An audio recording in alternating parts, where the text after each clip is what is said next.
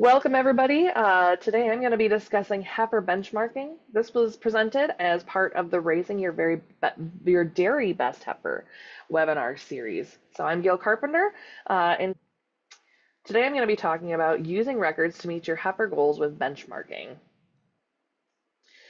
So I want to start with a little bit of background on this Dairy Best Heifer project. This is a project that we have been working on for a while now. Had a chance to go around Iowa and go around the state, collect data from a lot of dairy producers, and had a lot of fun. Did a lot of exploring. So why did we start this project? First of all and foremost, heifers are costly. Nearly 25% of a dairy's production costs are in raising replacement heifers. All right, so why did we develop this Dairy Best Heifer project? So first of all, heifers are costly to the farm operation. So about 25% of a dairy's production costs are usually in raising their replacement heifers. They're also a bit of a black box. So farmers have daily touch points with lactating cows. You're milking your cows 2 or 3 times a day, or if you're using robotic systems, a lot of times you get even more data points throughout the day from your robotics. And you might not be physically milking those cows, but you're getting a lot of information about those cows. You're in the barn, you're feeding them, you're cleaning the barn. There's so many touch points with lactating cows throughout a typical day on a dairy farm. Heifers, they might be a little bit different. They might be down the road. They might be on the back 40. They might not be even at the same location as on the farm as your lactating cows are. And calves, a lot of times we're either using auto feeder for feeding calves, or we're hand feeding those calves. And so those pre-wean calves, we might have quite a few touch points for. However, once they're weaned and once between weaning and first calving, that time point, we just don't interact with those heifers as much. Heifers are also the future of the herd, though. The heifers that you're growing are the foundation for your future herd. Healthy, genetically advanced heifers that calve at the right maturity are the foundation for a productive herd. They are what you build your lactating herd on. So while they are costly and while they are a bit of a black box compared to our lactating cows, they are incredibly important.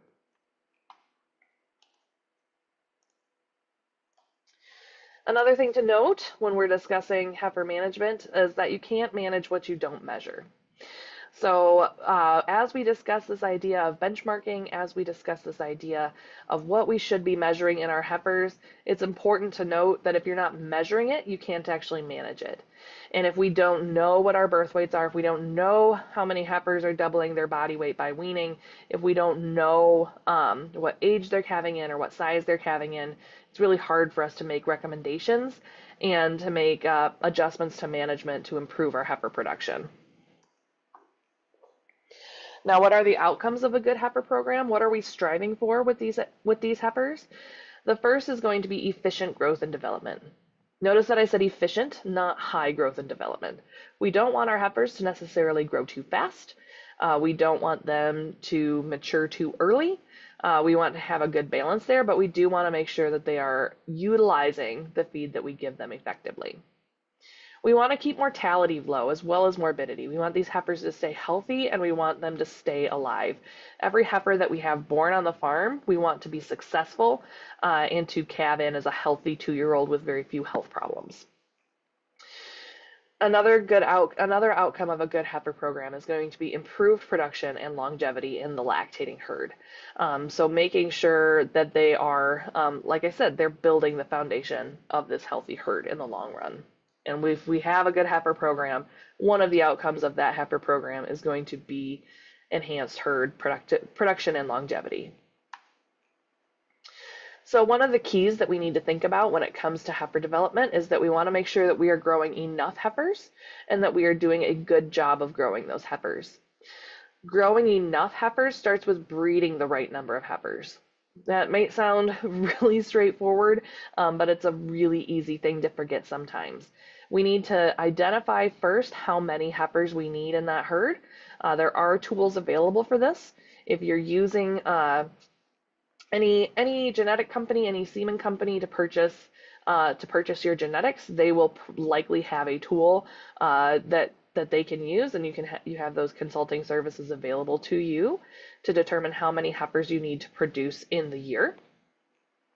And of course, to produce that correct number of heifers, you also need to breed the correct number of heifers, or breed the correct number of animals to produce those heifers.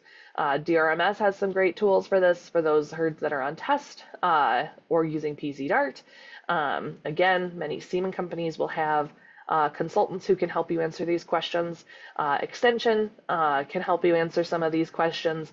It is a very complicated question to ask. There's no one right answer because the right number of heifers you need and the right number of cows you need to breed to have heifers is going to depend a lot based on what your cull rate is in your herd, what your target cull rate is in your herd. Are you expanding? What's your conception rate? What's your pregnancy rate? What's your pregnancy rate on heifers versus cows? There's a lot of things that can go into that equation. It can get really complicated. So use those tools that you have at your disposal to breed the right number of heifers. After we have bred the correct number of, produced the correct number of heifers through breeding, the next step is to maximize the number of heifers born at your herd that enter the herd, or born at your farm, that enter the herd as healthy 2-year-olds. I put healthy there in all caps. That is incredibly important. We don't just want to keep heifers for the sake of keeping heifers. We don't want to keep heifers around that are poor doers, that have chronic issues, that are poor growers, that have constant respiratory issues. If she is struggling early in life, she's going to struggle for the rest of her life, and investing in that animal, it can be a sunk cost on a herd. So we want to make sure that we maximize the number of heifers that stay healthy, that have that high thriving survivability, and that enter the herd as healthy 2-year-olds. So that's growing enough heifers. We also want to make sure that we are growing heifers well. So that means targeting these heifers reaching 80 to 85% of mature body weight at first calving, making sure they have reached adequate maturity by the time they calve in. In order to breed heifers at the appropriate maturity relative to mature body weight, you have to know what a herd's mature body weight is. Mature body weight, we are going to take the average for that herd and use that as our benchmark to determine what 80 to 85% of mature body weight is. And cows that should be weighed to estimate mature body weight are going to be cows in their 3rd or 4th lactation, the cows that are in mid lactation, and cows that are not listed as DNB. So a cow has to meet all of those criteria to be included, to be weighed and included in that calculation of average mature body weight. These concepts lead into what I call that healthy heifer cycle. So if we are, bring up my pointer here, if we are doing a better job developing heifers, that leads to lower heifer mortality, more heifers that actually enter the herd. The more heifers that we have that enter the herd, the fewer replacements that we need to make. And ultimately that can lead to better heifer development because we're not overstocking our heifers. We're able to give those heifers more personal attention and care. And we are not stressing those heifers by overstocking them or moving them from group to group too quickly because we just need to have the space. And in turn, that leads to better heifer development, lower heifer mortality, and even fewer heifer replacements needed. We want to use records to manage both heifer growth and development as well as heifer inventory and morbidity and mortality. We use records to manage understand how our heifers are growing and how our heifers are developing, as well as understand how many heifers we need and when they are leaving the herd. If we have morbidity and mortality, when is that happening in our animals? So I encourage you to think about this question. What records are you keeping for heifers, and how are you keeping records? There are many ways to do this. There are many ways to do it well, and there are many ways to do it. There's no one right way to do this. When it comes to monitoring heifer growth, I have a link here on the screen from our friends over at Penn State Extension. These people do a fantastic job and have produced this customized dairy heifer growth chart. So we really recommend this. We use this a lot when it comes to monitoring heifer growth, and I really encourage you to check out that resource. Anymore, using breed standards or breed averages for your growth charts to target a certain body weight at a certain age, even as it's by breed, that's not really going to cut it at this point anymore. There is so much variation within breed that really we want to know what your goals are for your herd and what your genetics are for your herd to identify where your animals should be at different stages.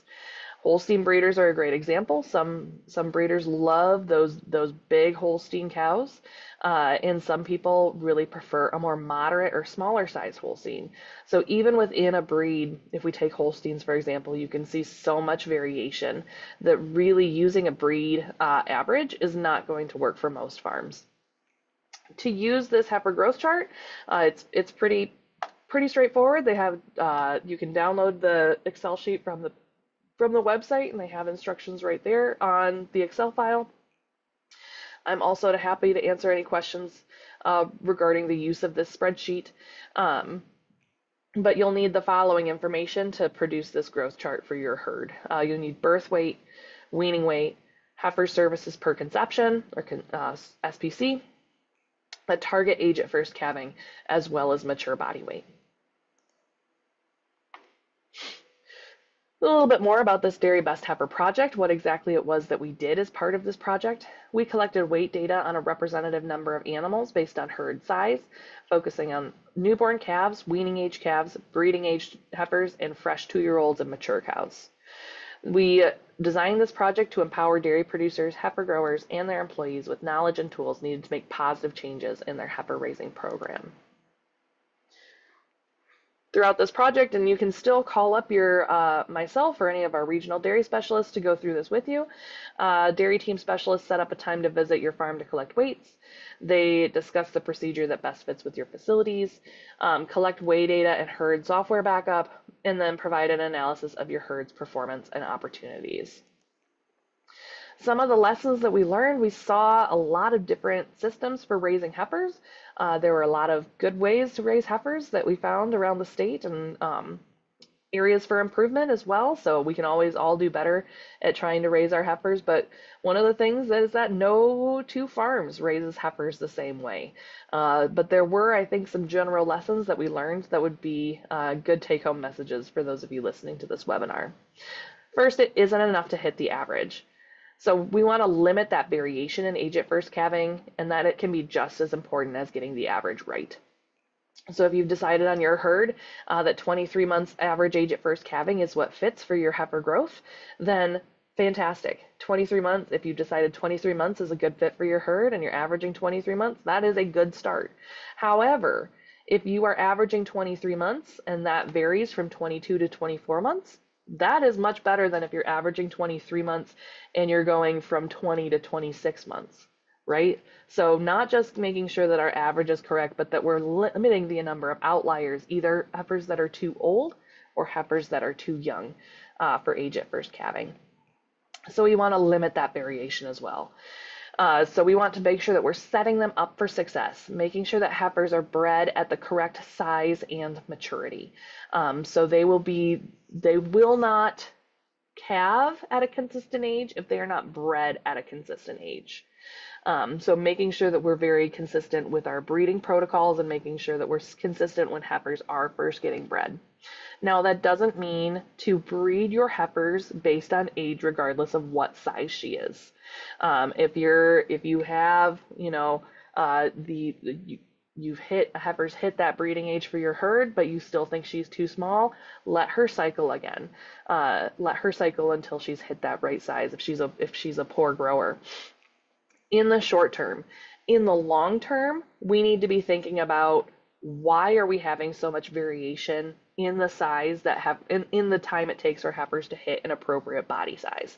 So in the short term, again, if you're seeing a lot of variation, don't sacrifice breeding at the correct body size so that we're breeding them all at the same age.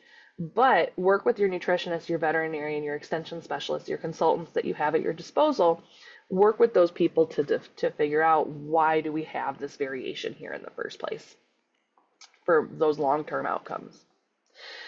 It's also really important to invest in increasing conception rate in heifers. So making sure that those heifers, they're very fertile.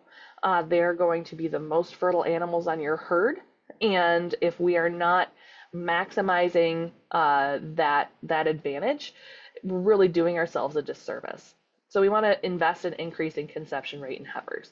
This can be all the way from using complex heat synchronization protocols, investing in that activity monitoring system, really investing in that heifer conception rate. There's also a lot of opportunities on many herds to just make sure that we are following the protocols for heat detection that we laid out. We might even say increasing how often we check heats in heifers. It doesn't mean we have to invest in a new synchronization protocol or invest in a new technology to make sure that we are maximizing that conception rate in our heifers. Sometimes there's lower hanging fruit that we can use without making a massive investment. So some practical tips that we have based on our experience for monitoring your herd. First and foremost, we want to find a system that works for you. It doesn't make sense to put in a really complicated new system to monitor heifer growth and development if you're not going to stick to it.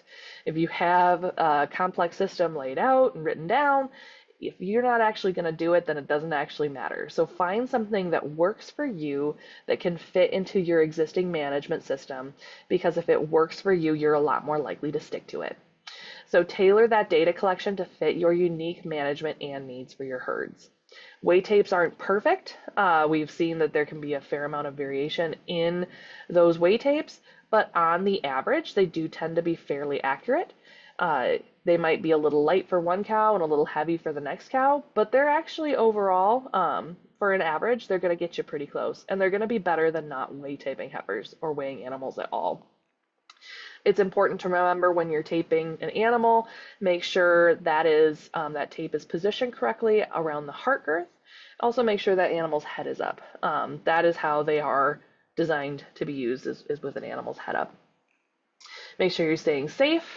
Make sure you have somebody else with you, if possible, to hand you the weight tape underneath. I like using one of those claw grabbers to grab the weight tape to help pull it across the belly. Because if you're using it by yourself and you're out there by yourself weighing animals and you have to reach under a cow's belly to pull the weight tape across, you're putting your head right in that strike zone. And so make sure if you're using a weight tape to use safe animal handling practices. Record the data where you can use it. Don't just collect it and forget it. Keep your data where you can find it and share it. And if you want somebody to help you look at the data you've been collecting, reach out to us. Reach out to somebody in extension, reach out to your nutritionist, reach out to your veterinarian to help you use the data you've been collecting. Don't just write it down and stick it in a drawer somewhere and never look at it again. And don't just keep it to yourself, share it. So like I said, all of us who are here to consult with your herds can help provide valuable insights to help you make the most of your data. This is some data here. This shouldn't be used as benchmarks or anything like that, but here's a 50 herd mean. These were all herds that were using dairy comp. This was a case study I think a proceedings paper published in the Journal of Dairy Science here a few years ago. They took an average of 50 herds and looked at different places where animals will leave the herd. So on average for these 50 herds, about 74% of them made it from birth to first calving. And you can see along the way, there was stillbirth incidence. So the percent of heifers that were actually born alive was 94%, so almost a 6% stillbirth incidence. And then by 13 months, about 6% of animals died and about 4% of animals were sold, meaning about 90% of animals that were born survived to 13 months. And then animals that conceived, about 93% of animals conceived. CDAT here means conception date. And then about 93% of these heifers actually calved in. So if you look at the various places that heifers left the herd, about 74% of them actually calved in at the end. So I put these here, some numbers to think about if you're thinking about how your herd's doing or where you might have heifers that are struggling, or areas of opportunity for heifer development in your herd. Here's some averages that you might be able to use to place yourself against. Some basic napkin math for determining heifer inventory. You can see the equations right there. These are a couple equations that are in use. Again, we can answer these questions with a lot more precision than these equations. This might be a great place to start to kind of just, eyeball if you're in the right place or not.